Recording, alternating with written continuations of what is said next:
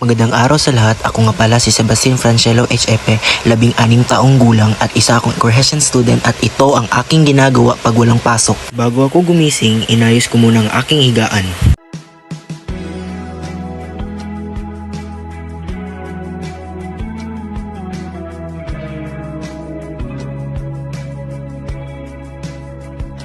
Pagkatapos kong inayos ang aking higaan, syempre wag natin kalimutan maghilamos ng muka at magsipilyo.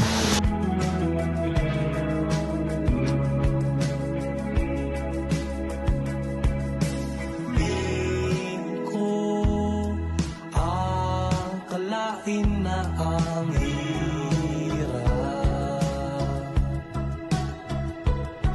Sabi nga nila, breakfast is the most important meal of the day. Kaya kayo rin, huwag niyong kalimutan kumain ng almusal dahil magbibigay ito ng energy, focus at lakas para sa buong maghapon.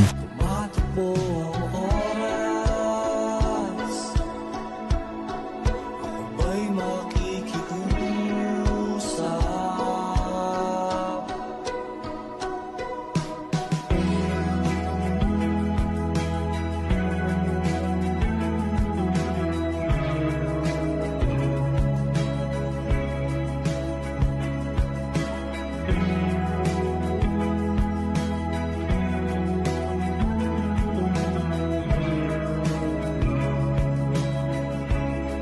Tapos ko naman maglinis ng bahay, inilabas ko na rin ang aking motor dahil napansin kong marumi na ito. Kaya nilinisan ko na lang dahil gagamitin ko pa ito pagpapasok na ako sa paaralan.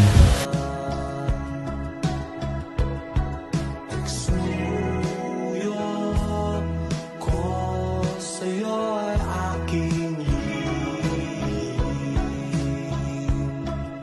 Tumatakbo ang oras, aba'y makikiusap.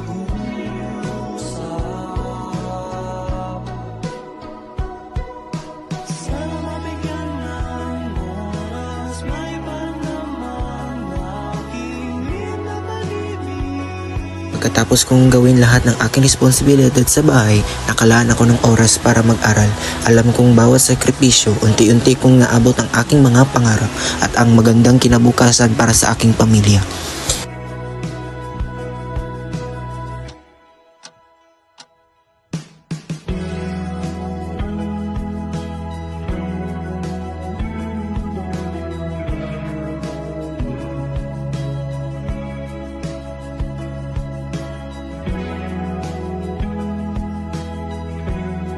Ito ang aking daily routine. Salamat sa panonood.